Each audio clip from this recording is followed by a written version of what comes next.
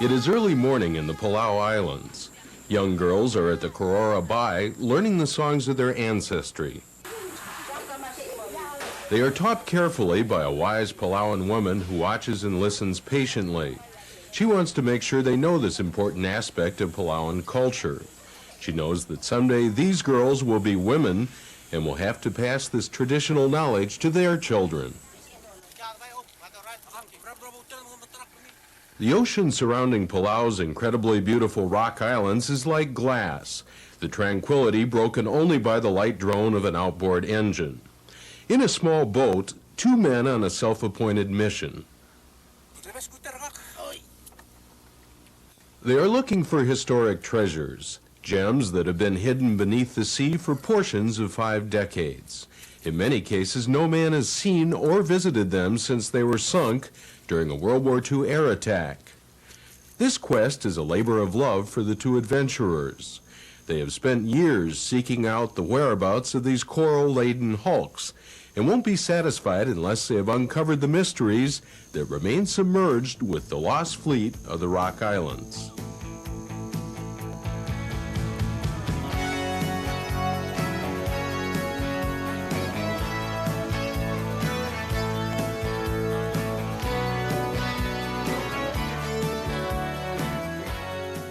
While seemingly remote from countries like the United States, Palau has not gone unnoticed by the countries of the Pacific Rim. And following the First World War, this archipelago, rich in exotic life both above and below the surface, became a possession of Japan. Today, the remnants of that occupation are still plentiful. The Japanese brought many innovations to these virtually untouched islands. Great agricultural potential was developed, and the land and sea resources were harvested. Intricate cities were erected. Schools were established. Palauans were taught Japanese in the Japanese way. New religion was introduced. Even today, the remains of a Shinto temple grace the hills in Koror. As the 1930s drew to a close, Palau became militarily fortified, and before Palauans knew it, the island was thrust into another world war. Residents were made to work for the war effort, and life became less bearable as Japan slowly lost its grip on the Western Pacific to the Allied forces. Tiako Boyzek was a teenager during the war days. To me, I was working for the soldiers. Every day we working. Scrape coconut, put in rubber bag, and then it's one group to the scraped coconut. And the one group come at about 6 o'clock to pick up those scraped coconut to their place and cook it to take the oil. And that's all for the soldiers. By the start of 1944, Palau had become a strategic target for American military strategists. Palau is the westernmost of the Caroline Islands. From Palau, Japanese used the islands as a supply base for garrisons in the southern Philippines, Indonesia, and Papua New Guinea. As the war progressed, the island became increasingly important since the Japanese naval fleet and aircraft could fly sorties from Palauan bases, endangering the American mission. Operation Desecrate was formed to counter this threat. Allied forces were advancing from Papua New Guinea and the Solomons, and Palau was squarely in the right flank of General MacArthur's axis of advance northward. The Desecrate mission involved a strike of fast carrier forces very deep into Japanese-held territory. On the morning of March 30th, young Boyzek was about to go to school. From his home on nearby Babeldop Island, he watched as planes zeroed in on heavily fortified Koror and the anchorages in Malakal Harbor in the Rock Islands. We get up in the early morning. We saw so many airplanes flew over us. Then they already strike airfield. The Fifth Fleet's basic operational plan was simple and effective. Before dawn, carrier-borne aircraft appeared over the targets. First were the fighters, orbiting at stacked altitudes, low, medium, and high. An average of 72 planes flew on each level. Their objective, to gain air superiority, was quickly reached. Japanese planes were sitting ducks on the airfields. Float planes were sunk at their anchorages. Those that did become airborne were vigorously engaged. At the heels of the fighters, successive waves of Avengers, Dauntlesses, and Helldivers would bomb land targets and fire rockets at anchored and steaming ships.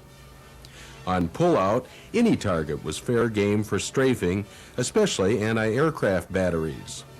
Unrelenting pressure saw deckload after deckload of planes carry out this well-coordinated operation plan.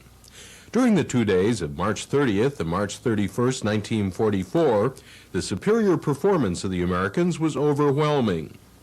Malakal was a smoking inferno. Disabled ships littered the area. Some sunk, some belching fire and immense slicks of oil, most beyond salvage. The Palauans lived in fear, as Allied planes could not discriminate between natives and their Japanese enemies.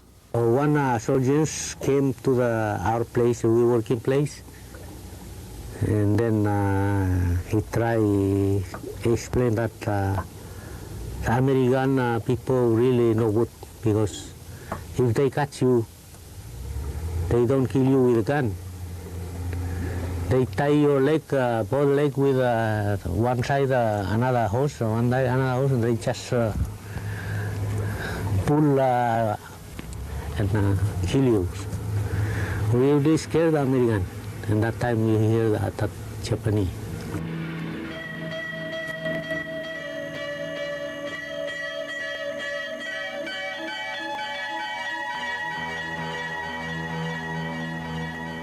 Today, the violence and incredible destruction are replaced by tranquility.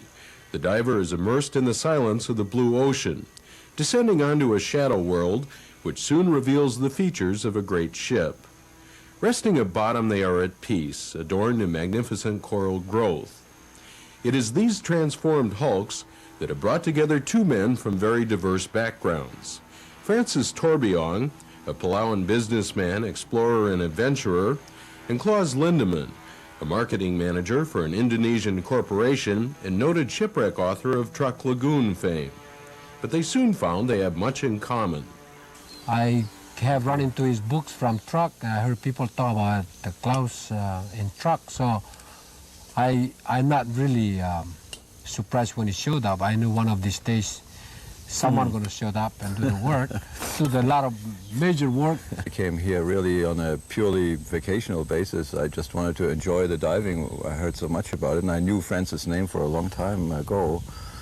Unfortunately, I came here to Palau and had a severe case of rectitis.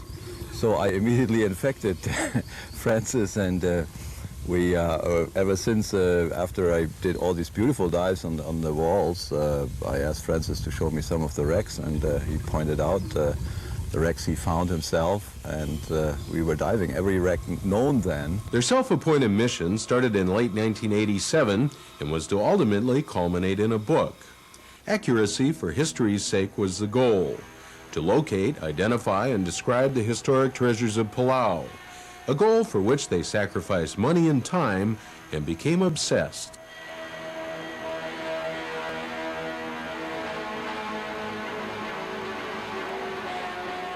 The search for shipwrecks took Torbiong and Lindemann to many venues, covering the Palau archipelago from north to south and east to west. Many dead ends resulted from tracking down leads, but others were extremely fruitful.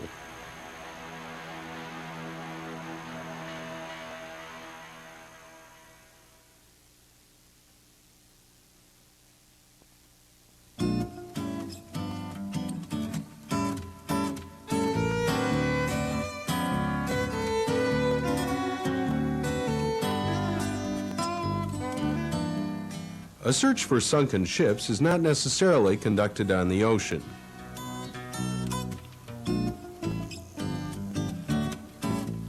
At times, the two find themselves seeking the aerial perspective. Attack photos were taken from the American planes, and locating the target of one of the planes at times requires getting a bird's eye view.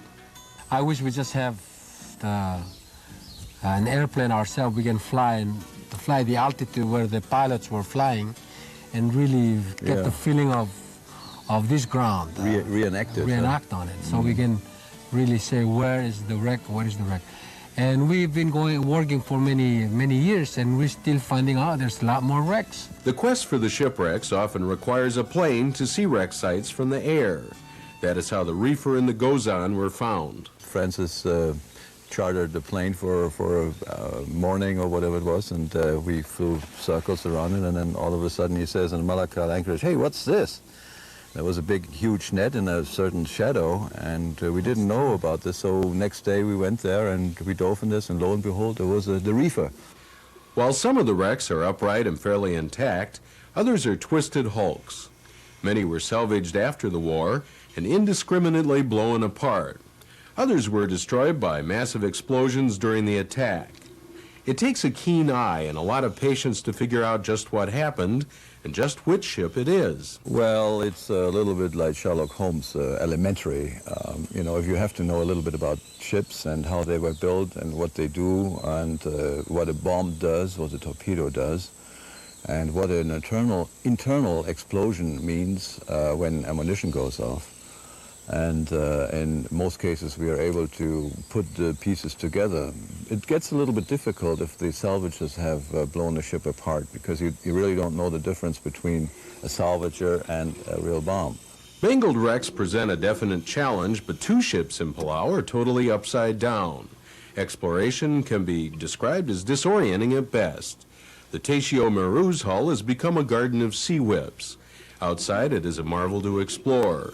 Inside, its holds are huge caverns. The Iro is located close to Koror, but it is less hospitable and decorated. Exploring its innards is not for the faint of heart. And eventually, you spend 20, 30 minutes, you don't think about it anymore. It's just automatically upside down. That's right. And like when we went into that bomb damage, and we went right into the wreck, into the engine room, and there it is, a big vertical triple expansion, you know, huge machines, and all their other generators and stuff like this. So after a while, you really think they're right side up, right? And it just reminded me of my good old mother sewing machine, you know, working with your leg. Everything is... Big sewing machine, for big sure. sewing machine, yes. What may represent the greatest challenge is identifying those ships that have been totally salvaged. There are few pieces of the puzzle. They are also not as blessed with marine life as an intact ship. Yet for the sake of accuracy, they must be dissected and researched. We want to document exactly as we can where the ships went down and which ships went down where. Consequently, if there is a wreck site which we haven't explored yet, we have no idea what it is. Was it a tanker? Was it a freighter? Was it a small ship? Was it a big ship? And so we don't really know. And as a consequence, we want to really make sure that we match wreck sites with the actual wreck. And sometimes all what's left is some plates and some hatch cover beams. You measured one the other day, and from measuring the hatch cover beam, you can already deduce how big the ship was. And things like this. So it's important for the book as a documentation to be precise as we can, because there are no records exactly which ship went down where. There have been others called upon to aid in this project of documenting the Desecrate 1 raid. Palauan divers from Torbjorn's staff have added many hours in the search. The drawing then is getting fairly accurate. Larry Walders is an undersea artist who is helping to illustrate the Desecrate 1 book. Due to heavy concentrations of nutrients in the waters of the Rock Islands, the ships cannot be seen in their entirety by divers. To get around this phenomena, called marine snow, Walders sketches section by section to obtain a completed picture of the wreck. Lindemann then compares the sketches to his notes to hone the final details. Readers can then get a good look at what the ships look like today.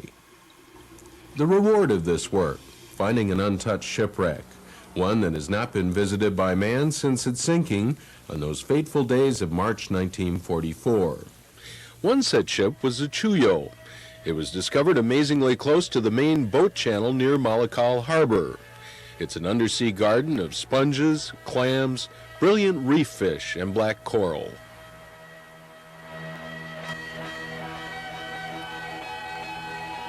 The most recent find, the Urukami Maru, discovered as a result of an educated guess.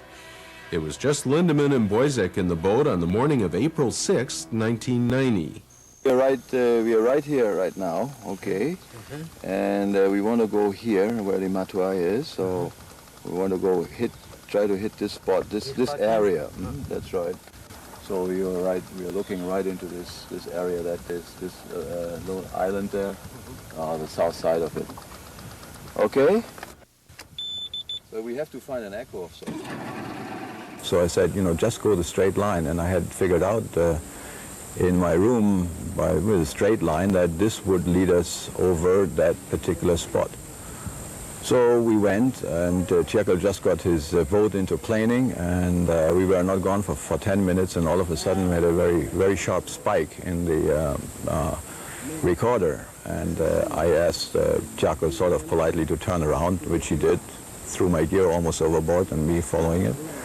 And we went to the same spot, and then finally we latched onto a big shadow. And then the clouds went down.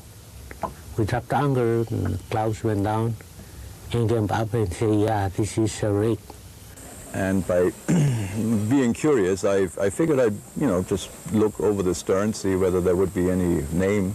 And there was, much to my surprise.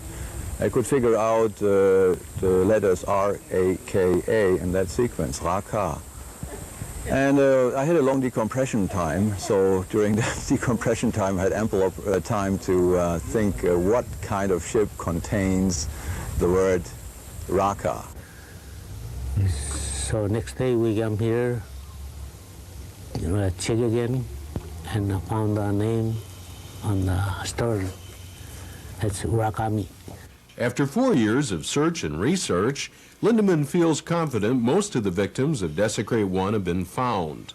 But for a wreck diver, there's always one more to be found. We still have things to do. There are certain ships which we haven't found, like a medium-sized tanker, the Sashio. Sashio hasn't been found yet. So. And somebody just told me Singsai Maru. Singsai Maru. And we are looking for 2 planes now. That one right. Just off the ramp. Just north of the ramp. North the ramp. Right. And we happened to find the Japanese... yeah, the biplane. Yeah. Biplane, just north of the ramp also. So right. There's full of surprise, this water here. You're right. Yes.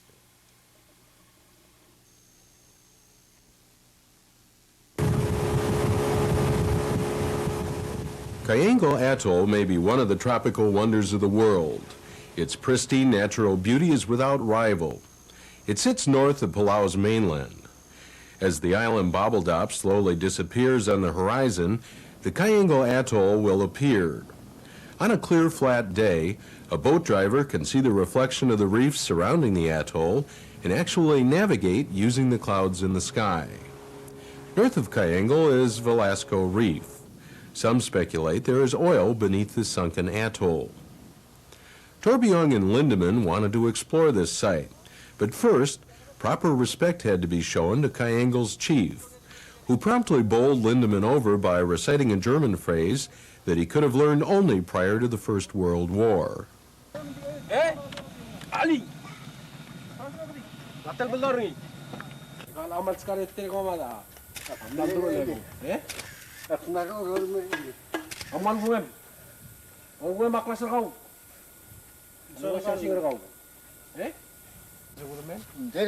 ist ein guter Mann. Er lebt in Berlin. Das ist in so far von hier. Das ist nicht so weit hier von hier. Look to my hand. Ja. The clip the clothes. Hurra, hurra, hurra. Congratulations. That's great. Number one. Number one, yeah. And he greeted me with a very, very old German imperial Kaiser greeting. That was quite funny. The journey to the wreck site, identified by Lindemann as the destroyer Samudare, can be marked by wild waves and open ocean. On this day, the sea was cooperative, and the vast northern reef became a fishbowl ready for exploration. A few curious visitors did not sway the divers from finding the remnants of the ship, including a machine gun and some scattered shells. We got to the Samudare, latched onto the Samudare, because I read that she had sunk in the Velasco Reef, and subsequently I was torpedoed by a submarine, the USS Batfish. And it broke into two, the Samudare broke into two, and the aft part slipped off. And I had hoped it would slip off the reef and we would discover an intact aft part, but we were a little bit out of luck there. When we finally found the wreckage, everything had been blown to pieces, everything which was salvageable had been salvaged, and the Japanese blew the foreship up, so there was absolutely nothing left except for the most massive parts like the shaft and so on and so forth. So in as much as the trip was not successful, it was the more delightful. The return trip takes travelers past Karamadu Bay, as the Japanese called it, or Narmadu Bay, as the Palauans refer to it today. It is up this valley that a vast river splits. This was a major agricultural region at one time, responsible for feeding Palau and providing exports to Japan. In the field near an abandoned pineapple cannery, the remnants of a lost Japanese Zero fighter sit. It's part of the cockpit. All right. Yeah, you know, sliding canopy. Yeah. Sliding canopy. God, it's amazing how much of it's still there. Yeah. Even the locks back here, look at the rollers are still in good shape. Coffee darn. The rollers are all still there. Oh, yeah. Yeah. Put it in there. Yeah, you got it. See the bullet holes there? Yeah. Punched out. Whew. Oh, arigatou gozaimasu.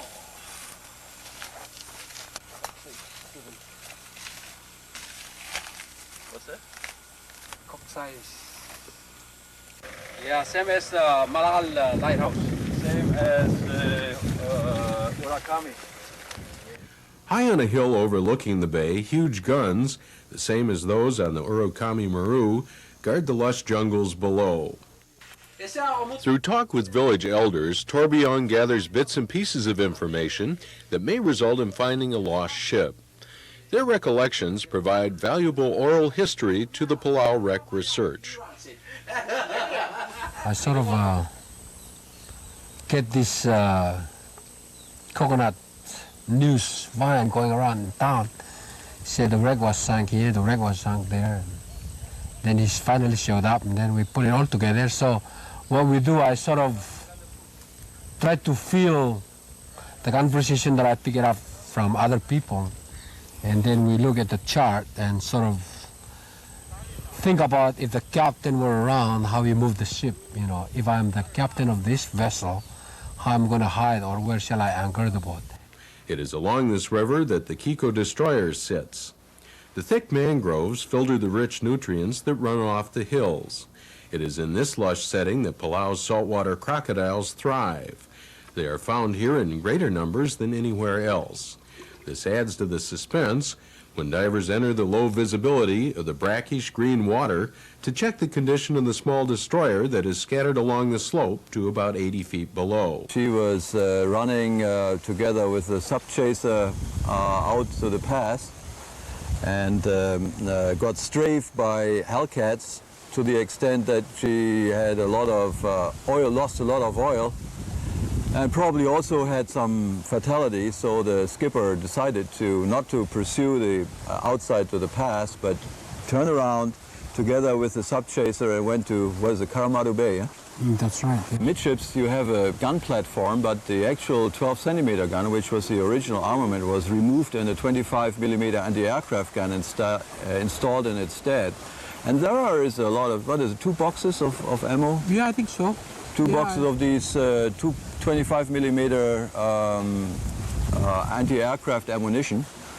That's big. And interesting, it's between that larger forward funnel, which is subdivided because it serves 2 boilers and has this grill to protect it, and the aft funnel, which is more mangled and is only serving 1 boiler, is roundish sort of thing.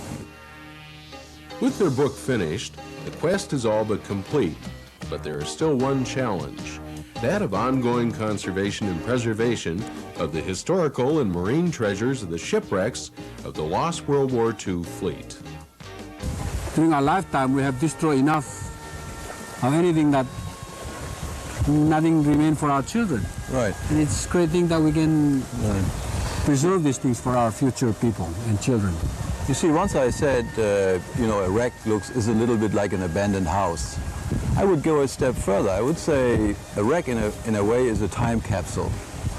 It shows you the life, or it shows you, when it was constructed, how it was constructed, how it was put together, and all the people lived there, the crew, and nautical instruments and plates and other things.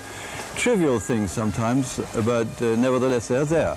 In many instances, when people bring things up, they actually destroyed it indirectly as they don't conserve these materials, and they crumble and become dust, and they're gone. See, I was born right after the war. I saw a lot of evidence of war.